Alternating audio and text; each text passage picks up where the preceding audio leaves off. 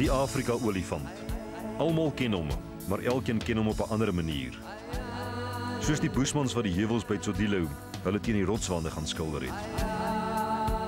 Ons het hulle ook gaan leer ken in ons reis van oseaan tot oseaan. Daan Hamman, ons tegnikus en produksieassistent. Laurens Human, die kameraman.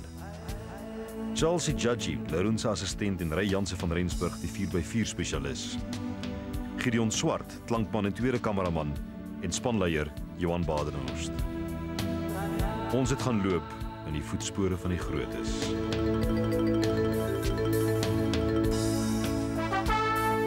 Ons reis het 3 weke gelede begin in die Kahuku-veld, deur die Etosha en die Kaudum, die week deur die Okavango pypsteel.